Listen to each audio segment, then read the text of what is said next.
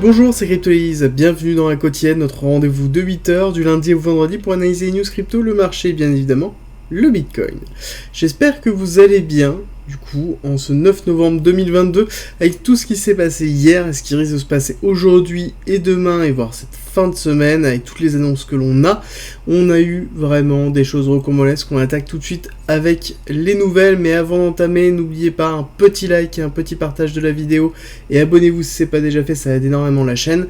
Et on attaque tout de suite avec les nouvelles. Bien évidemment, on va passer en crible ce qui s'est passé avec FTX.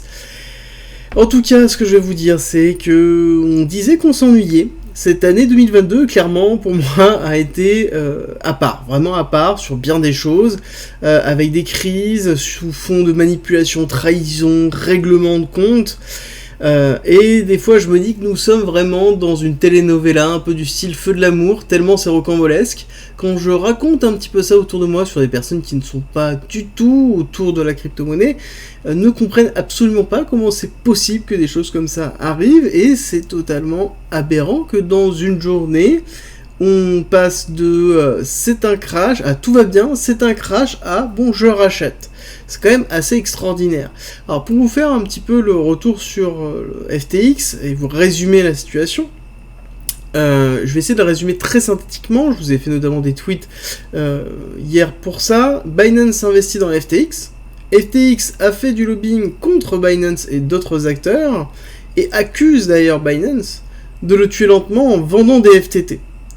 FTX offre à Binance la possibilité d'acheter les FTT à 22$ parce que Binance veut justement vendre les FTT pour pouvoir se libérer dessus, avec un tweet qui a donné un petit peu le feu aux poudres, qui a mis un peu le feu aux poudres, et Binance refuse la proposition d'Alameda, donc c'est-à-dire de FTX.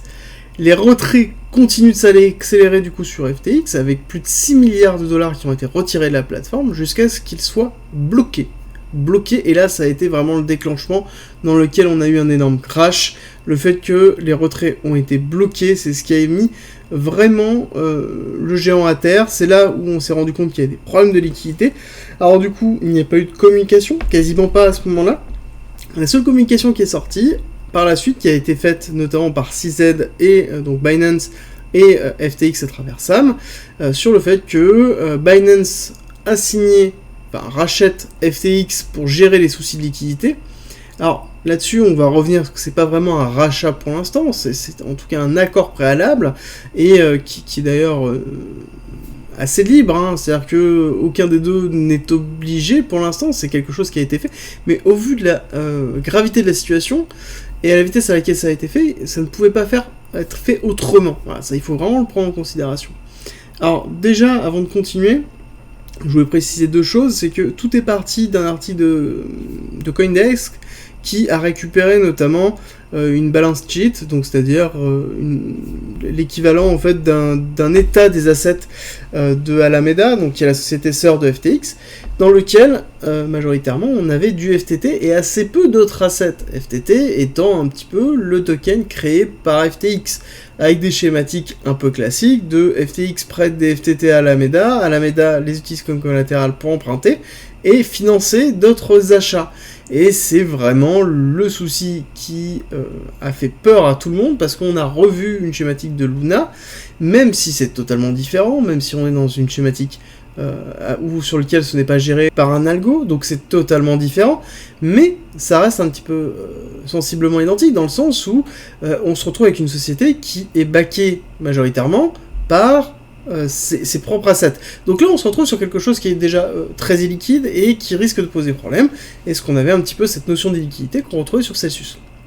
Et donc là, c'est ce qui a donné le feu aux poudres, et notamment le tweet de CZ a vraiment allumé en fait. Le CoinDesk avait commencé à rassembler justement les barils de poudre, et le tweet de CZ sur la liquidation des FTT dans les 6 prochains mois a juste totalement allumé dans l'explosion, vraiment l'explosion de FTX. Alors ce qu'il faut prendre en considération, c'est que déjà, si on se retrouve avec une acceptation de FTX et voilà, le fait que les deux s'allient et que Binance intervienne, ça veut dire qu'il y avait réellement un souci de liquidité au sein d'Alameda et au sein de FTX potentiellement, à savoir que ça va préciser que FTX US était OK, c'est-à-dire que les withdrawals pouvaient continuer, par contre le reste c'est compliqué, et on va avoir plus d'informations dans les jours qui viennent sur la continuité de la diminution, enfin du retour au retrait, à partir du moment où il y aura un accord validé avec Binance. Pour l'instant ce n'est pas le cas, et il faut prendre en considération que Binance a priori ne sauvera pas Alameda, d'accord, sauvera FTX, principalement. Je pense que l'accord a été fait dans le but de sauver les utilisateurs de FTX, et chose qui avait été expliquée déjà il y a plus d'1 an par Sam, que sa prérogative était de sauver les utilisateurs et les investisseurs. C'était une lettre aux investisseurs, je crois, si je dis pas de bêtises, où il avait expliqué que si vous perdez votre argent, tant pis, le but c'est que les utilisateurs ne les perdent pas, et je pense que l'action qui a été effectuée entre Sam et CZ a pour but principalement de sauver les fonds des utilisateurs majoritairement, donc il faut attendre que ça se mette en place, valider tout ce qui va être fait. Par contre, Alameda, ça va être vraiment compliqué, parce que c'est eux qui portent tous les prêts, c'est eux qui ont majoritairement des FTT, qui ont majoritairement les sols, qui ont majoritairement les bits, donc pour ceux qui sont sur Bybit, c'est eux qui portent en fait tout le risque de FTX, et donc eux vont éclater en vol, clairement vont éclater en vol, et ont certainement éclaté déjà en vol maintenant. On va voir des choses, je pense que les dumps que l'on a vus là actuellement étaient liés à Alameda. Là, ce qu'on peut se poser la question, c'est que va-t-il se passer des fonds par exemple de Voyager? Il y a pas mal de questions qu'on peut se poser. Est-ce qu'on va avoir des liquidations encore par la suite, ou est-ce que tout s'est fait maintenant, dans lequel on n'a pas trop de visibilité? Donc je pense que sur les années on-chain, on va avoir pas mal de choses qui vont ressortir dans la semaine qui vient, voire les semaines qui viennent. Et on va se poser la question maintenant, qu'est-ce qui se passe? Comment ça se passe? Globalement, on parle du fait que Binance a racheté FTX. Alors, exactement, c'est ils ont signé une lettre qui est non restrictive, actant le fait que Binance souhaite racheter FTX. C'est tout. Là, actuellement, je pense que les éléments contractuels sont en train d'être effectués, sont en train d'être préparés. Ça va prendre du temps. Imaginez bien que c'est pas quelque chose qui se fait au pied levé de cette façon. Déjà, le fait que les deux arrivent à s'entendre aussi rapidement sur le fait qu'il y ait une libération de FTX, qu'on sauve le maximum de personnes, c'est déjà extraordinaire. D'accord, c'est déjà vraiment extraordinaire. Dans lequel le marché a quand même plutôt réagi positivement, malgré le fait que par la suite on se rend compte que ça risque d'être quand même très très compliqué, parce que ça concerne que FTX. Et actuellement, ce n'est qu'une intention, il faut bien comprendre ça, rien n'est fait. Rien n'est fait, il va falloir passer à travers déjà les institutions et valider la possibilité de non-monopole, parce que ça va être très compliqué. Binance qui rachète FTX, je veux dire, ça a donné la naissance à un monstre. Enfin, je pense qu'il risque d'avoir des problèmes, il risque d'avoir un éclatement notamment de FTX, voir comment ça va se dérouler. Le tout sans parler du fait que Alameda soit vraiment exclu du deal, donc ça veut dire qu'on risque d'avoir encore des impacts dans la semaine sur le marché crypto. Et justement, qu'est-ce qui va se passer lorsqu'il y aura une expiration des prêts? Là, je pense que déjà les créditeurs et les créanciers sont aux portes d'Alameda pour essayer de trouver une solution. Est-ce que justement les actifs d'Alameda ont déjà été liquidés, ou est-ce qu'il va y avoir une continuité de liquidation? Tout ça, c'est des questions qui sont réelles et qu'il va falloir vraiment prendre en considération, d'où la vidéo d'hier en vous disant voilà, prenez un step back parce qu'on n'a pas assez d'informations. Quand on a des cracks comme ça et on retire le maximum de ce qui est retirable d'exchange, et ce qui est intéressant de voir, c'est que justement on avait la schématique en se disant que on avait deux leaders, on avait Binance et FTX. On voit que FTX, malheureusement, c'est pas forcément ça, et après, c'est vrai que souffrir un bank run comme celui-là, c'est vraiment compliqué. C'est vraiment compliqué, je pense qu'il n'y a pas grand monde qui serait capable. La seule chose, c'est qu'en effet, on a CZ qui explique que eux vont fournir globalement une preuve des liquidités permettant de sortir l'ensemble des assets pour limiter les bank runs, et je pense qu'en effet, la notion de transparence est la meilleure solution contre les bank runs. Et justement, ça va être une nouvelle norme qui va être imposée, je pense, très fortement, à l'ensemble des exchanges. Alors, qu'est-ce qu'on peut en tirer de plus? Globalement, on va se poser la question de la régulation avec ce qui vient de se passer. Clairement, pour moi, cette nouvelle, elle n'est pas positive, pas pour le marché. Alors, certains sont contents d'avoir fait les soldes, mais déjà, faut se poser la question, est-ce que les soldes sont vraiment terminés ou pas? Et la deuxième phase, c'est il faut comprendre que la chute d'un acteur majeur qui est censé être régulé et qui agit en plus dans la régulation américaine, parce que le projet de le framework de régulation, ça avait été entièrement investi dedans.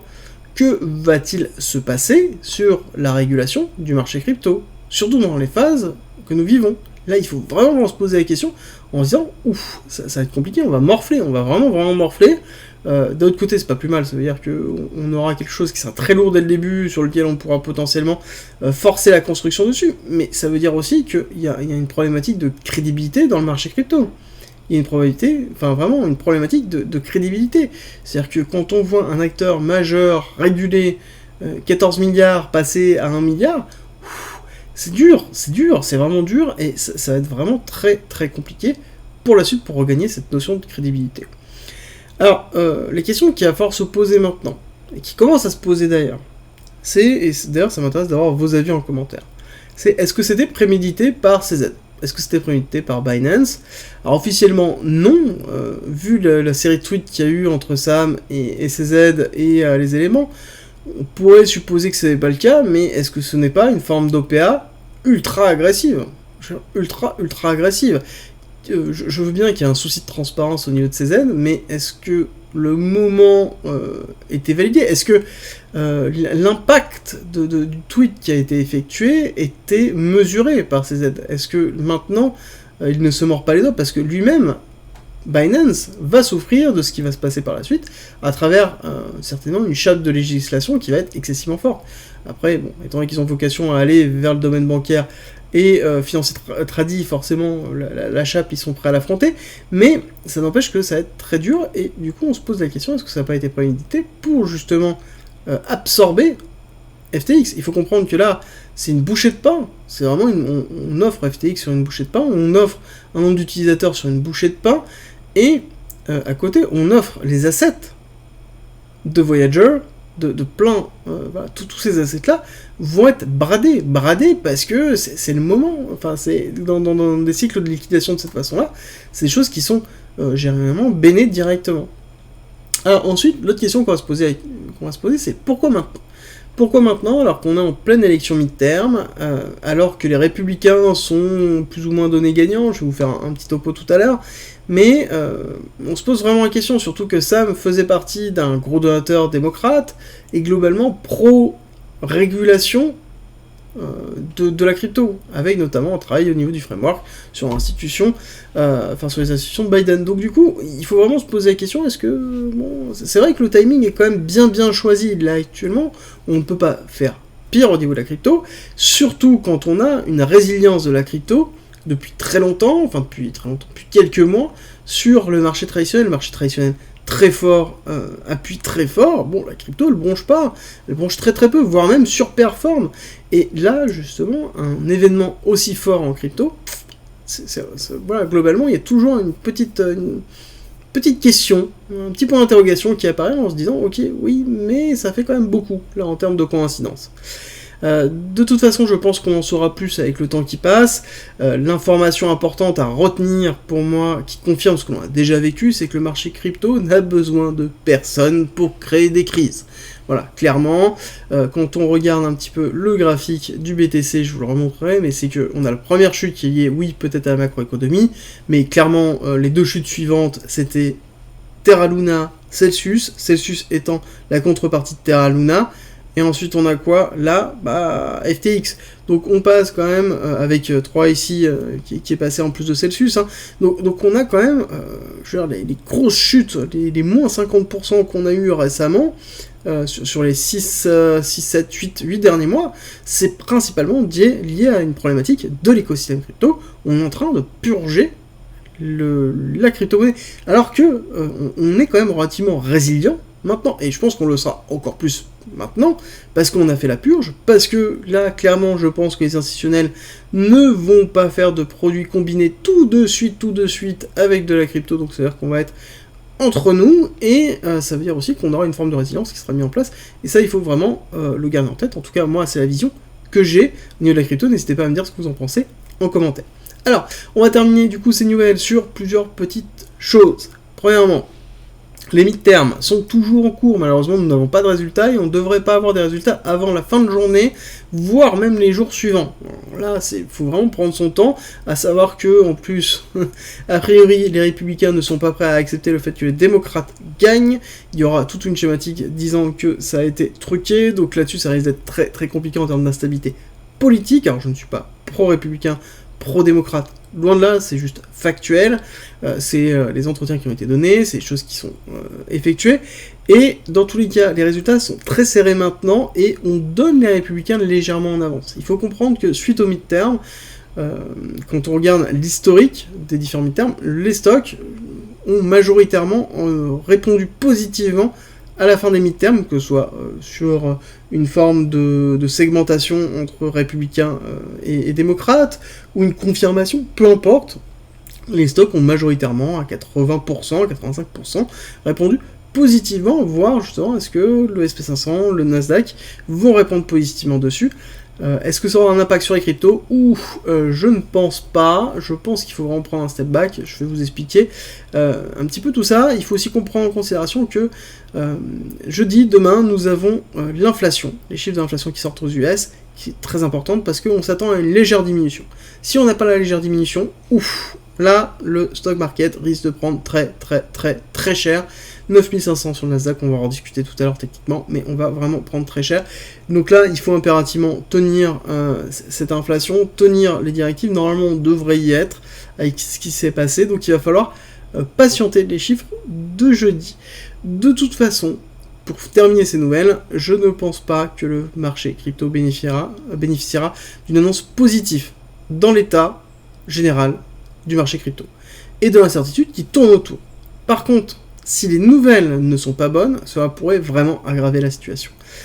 Comme je vous l'ai expliqué plusieurs fois, le marché n'aime pas l'incertitude, et du coup, on ne peut pas avoir plus incertain que ce qui est en train de se passer sur le marché de la crypto.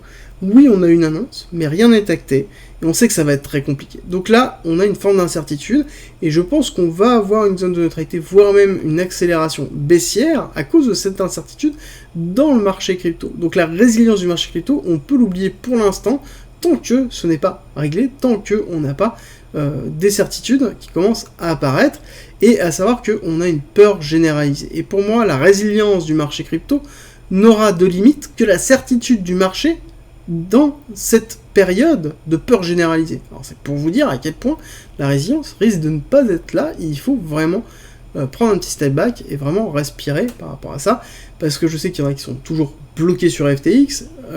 J'avais fait plusieurs vidéos en vous disant que voilà, il fallait peut-être à un moment donné sortir sur les précédentes quotidiennes, mais je comprends tout à fait que là c'est très compliqué. Je pense que FTX, on est très loin de Terra Luna. Je pense que les fonds des personnes qui sont bloquées, ce n'est que temporaire. Il faut patienter, il ne faut pas céder à la peur.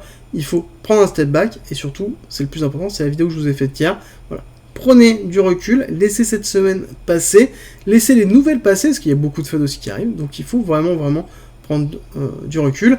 Alors voilà, ça a été une période de nouvelles qui a été assez longue, on va passer sur la partie technique, vous allez voir, on a quand même pas mal de choses à voir, donc ça va être une émission qui est un petit peu longue, et je m'en excuse d'avance, mais voilà, je voulais faire un petit topo, vous donner toutes les informations, vous donner mon avis, et voilà, de toute façon à ce que vous soyez OP en tout cas. N'hésitez pas à nous rejoindre d'ailleurs sur Discord, en commentaire et en description, parce qu'on donne plein d'informations, et ça a été notamment un lieu d'échange très fort au niveau de la communauté sur des moments comme ça. On regroupe toutes les informations sur la crypto-monnaie, la blockchain, le trading et l'investissement, donc n'hésitez pas à nous rejoindre.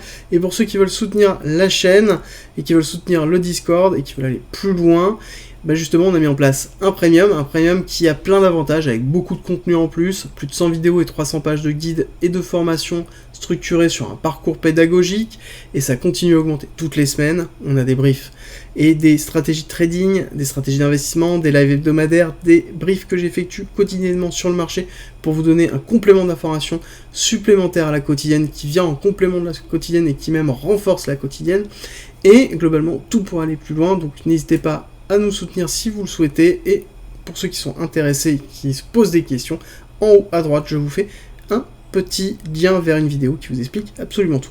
Alors, on attaque la partie technique. On va aller assez vite aujourd'hui sur notamment le récapitulatif, parce que c'est pas le sujet actuellement. Nous sommes dans une schématique héliotiste, vague d'impulsion 1, 2, 3, 4, 5 termine en avril. Nous sommes dans un retracement ABC, B avec extension, C avec extension.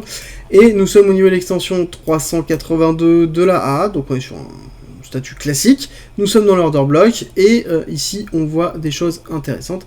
Sur le CME, donc du coup qui représente le Chicago Mercantile Exchange au niveau des futurs, et ce qui est intéressant, c'est que on a quand même quelque chose qui est assez fort, sur lequel on a ici une divergence en weekly qui est en train de se valider très fortement. Donc là, ça c'est positif. Oui, on est allé chercher bas, on est allé chercher la fin de l'order block, parce que l'order block, exactement, quand on le met en weekly, il est ici. On est allé chercher la fin de l'order block. On est bien dans une courbe de descente. On a une perte de momentum, enfin un regain de momentum dans cette chute qui a été effectuée. On a reclôturé au-dessus, on a ravalé une grosse partie. On n'est pas allé chercher les 14 000. Est-ce qu'on est dans une zone intéressante? Oui, on est en dessous des 618. Donc on est dans une zone d'achat long terme. On se rapproche des 786, donc les 15 000 $. Est-ce qu'on peut descendre plus bas? Oui, on peut descendre aux 15 000 $. On peut descendre même plus bas aux 10 000. Mais pour descendre plus bas, il faut des éléments clés. Est-ce que FTX en est un? Je pense que si ça avait été le cas tout seul, on aurait break déjà à 15 000. D'accord? Là, ce n'est pas le cas. On a ravalé une grosse partie. Je sais qu'il y a pas mal de personnes qui sont sous l'eau actuellement, on va le voir au niveau de l'order flow, donc c'est compliqué, mais ce n'est pas catastrophique comme on a pu la voir ici. D'accord? On va prendre un petit step back, on regarde ce qui s'est passé sur Terra Luna, on a eu une série de chutes, et les bougies n'étaient pas rachetées, c'est-à-dire cette bougie-là, cette semaine n'a pas été rachetée, celle-ci non plus. Alors, on n'est qu'à une seule journée, en effet, on n'est qu'à une seule journée. Si on passe, d'ailleurs, journalier et qu'on remonte un petit peu sur ce qui s'est passé sur Terra Luna et qu'on regarde justement les bougies, on voit qu'on avait quand même quelque chose qui était purement en structure de chute, d'accord, dans lequel après on a eu une forme de consolidation sur la partie basse. Est-ce qu'on va être sur une forme de consolidation là avant de pouvoir rechuter? Ça va être un petit peu compliqué, ça va dépendre aussi des nouvelles. Est-ce qu'on nous appuie sur la tête avec ce qui se passe sur le Nasdaq, le SP500 avec l'inflation? C'est un peu aussi ce qui va se passer avec les mid-term. Est-ce qu'on va avoir un stock market qui va être plutôt à la hausse, donc dans lequel on va alléger la pression sur le marché crypto, ou est-ce qu'on va être à la baisse, dans lequel on va rajouter une chape de plomb en plus? C'est vraiment la question qu'il va falloir se poser, mais dans tous les cas, quand on est investisseur long terme et qu'on croit au projet derrière, est-ce que c'est intéressant de faire de la DCA? Oui. Est-ce que c'est intéressant d'intégrer une stratégie de DCA qui va chercher en dessous de 18 000 pour aller chercher jusqu'à 15 000, 10 000? Oui, tout à fait. Alors on continue, on va zoomer pour regarder un petit peu ce qui s'est passé réellement. On a eu la cassure, on est en daily. On a eu vraiment la grosse cassure, très forte la cassure, avec notamment une prise de liquidité vraiment forte. On est allé faire ici le STB, d'accord, donc on va le noter d'ailleurs ensemble, sur lequel nous avons fait le STB. Alors on va peut-être pas prendre celui-là, on va faire un copier-coller pour garder le blanc. Donc on a fait un joli STB, donc on a pris la liquidité de cette zone-là. Donc là, on est dans quelque chose qui est intéressant, sur lequel nous avons pris justement cette liquidité, donc le moment fort d'une accumulation de week-off, d'accord? Alors on va le mettre comme ça, on va voir si... D'accord, je ne peux pas... Bon, on va comprendre que ici je le mettrai plus tard, mais je vais le noter ici quand même, mais on va comprendre que c'est le STB, je le noterai plus tard, parce que je ne sais pas pourquoi TradingView m'empêche d'éditer le texte, a priori il n'y a rien qui se passe, donc on ira voir un petit peu après, mais globalement ici on a bien fait le STB, SC, l'arrêt de la tendance baissière, Selling Climax, Automatic Rally, Secondary Test, cassure, STB, donc là on a pris la liquidité du SC, quelque chose qui est classique dans une accumulation de week-off, donc sur lequel on pourrait partir à la hausse. Est-ce qu'on partira à la hausse? Je pense pas. Je pense qu'il va falloir stabiliser un petit peu ce qui se passe. Est-ce qu'on va casser pour aller chercher notamment ici les 15 000 $? Est-ce qu'on va chercher beaucoup plus bas? C'est un petit peu la question qu'on va se poser quand on regarde ce qui s'est passé notamment en une heure. C'est là où on voit la force, d'accord, qui assure avec l'incertitude de FTX. Ici, réaccélération sur l'annonce FTX et Binance, recassure derrière, très forte, parce que justement les personnes se sont rendues compte que majoritairement ça n'incluait pas Alameda, que ce n'est pas encore acté, et que du coup on a eu certainement un gros dump, je pense, de beaucoup d'actifs, notamment le FTX, qui a emmené beaucoup de personnes, et je pense que là, ça a été majoritairement un dump. Alors, pourquoi on n'a pas eu de contagion comme on aurait pu l'avoir très très fort au niveau de Terra Luna? C'est, je pense, que il y a beaucoup moins de leviers aussi d'actifs leveragés qui se trouvent sur le marché, donc forcément, on a des clusters de liquidation qui sont beaucoup moins grandes, bien que on peut en avoir très fort, parce que si on casse ici les 17 000, clairement ici on a du long, donc on pourrait faire un long squeeze. Les shorts sont quand même présents sans être trop présents, d'accord. On a un petit peu de shorts qui se trouvent ici, mais ça reste assez léger. Les shorts, vraiment les très très gros shorts, se trouvent beaucoup plus haut. Donc là, il va falloir avoir du volume, il va falloir avoir de l'énergie pour pouvoir remonter chercher les shorts. Pour l'instant, c'est pas le cas. Clairement, c'est pas le cas. Et si on regarde un petit peu sur l'order flow, on va faire une pause juste avant sur la liquidation, mais on a liquidé 721 millions de dollars. Globalement, si j'avais repris totalement 24 heures exactes, on serait quasiment à 1 milliard de dollars liquidés. Liquidés, ça a fait très très mal, mais on se retrouve dans des niveaux de liquidation quand même encore inférieurs à Terra Luna. D'accord, on se retrouve dans des niveaux de liquidation encore inférieurs à Terra Luna, dans lequel on est quand même mené par le BTC, par Ethereum, c'est sûr, par Solana. Solana, logique, parce que Solana était quand même majoritairement soutenu par Sam, et donc faisait partie des bagues de Alameda, excusez-moi, et donc forcément on va avoir des clusters de liquidation forts dessus, avec des mouvements forts du Solana. FTT, bah forcément, parce que FTT, on est à 5$, hein. Là on le voit descendre, d'ailleurs on a touché je crois 2$, on a quand même remonté pour mieux descendre, je pense, où on va se structurer dans ce niveau-là, mais ça a fait vraiment très très mal. Au niveau de l'order flow, par rapport à ce que je vous ai expliqué hier, en effet, on avait quand même quelque chose sur lequel, hier on avait les top traders qui étaient plutôt en train de reprendre de la force, mais on voit que là, on a eu vraiment une très grosse cassure, hein. La réaccélération haussière a entraîné notamment une augmentation des shorts, mais on voit qu'on a une stabilisation de l'open interest, donc c'est-à-dire que ça bouge pas tant que ça. Donc là, il va falloir surveiller. Est-ce qu'on reste dans un niveau de 52 ou est-ce qu'on voit une augmentation des shorts? Là, ça ne serait vraiment pas bon signe. Ça voudrait dire qu'on va chercher en effet les 14, voire même moins.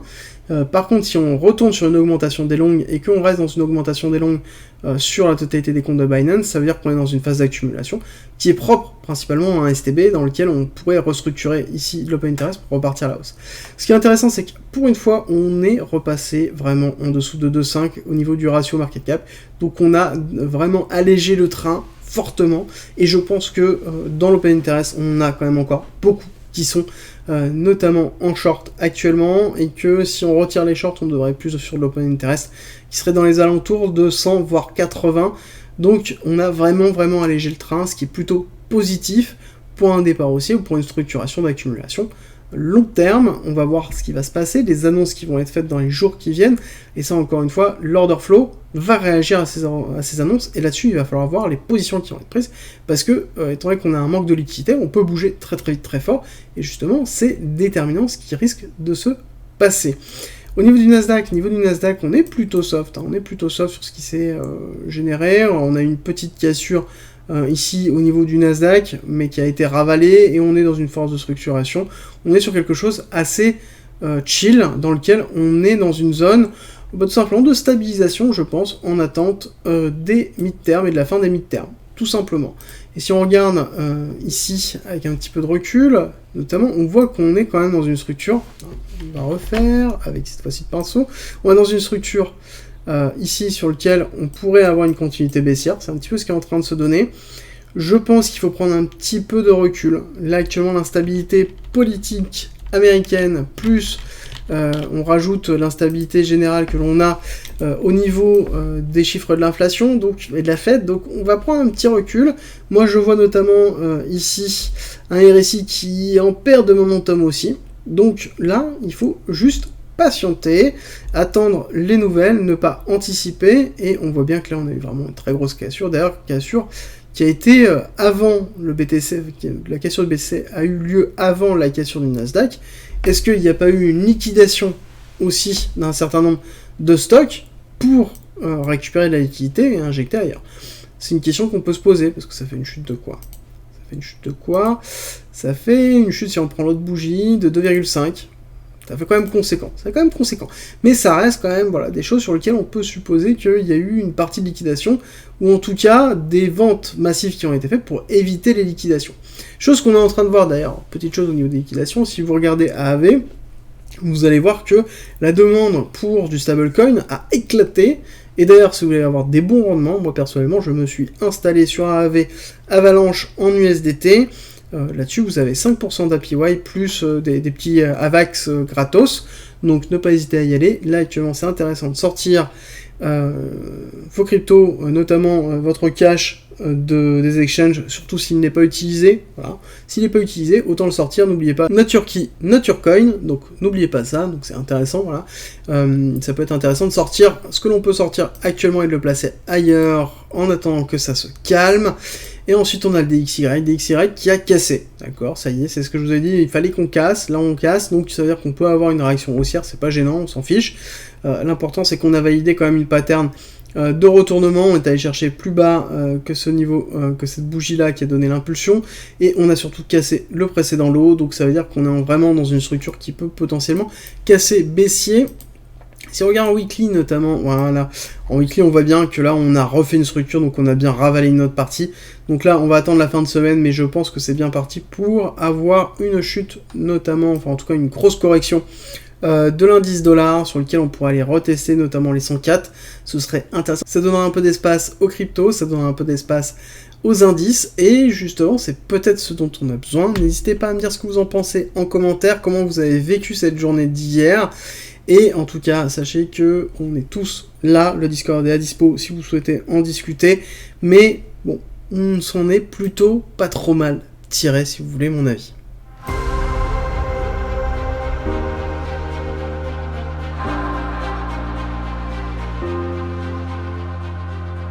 Si tu aimes mon contenu, n'hésite pas, partage, like, ça m'aide énormément, et rejoins-nous sur Discord.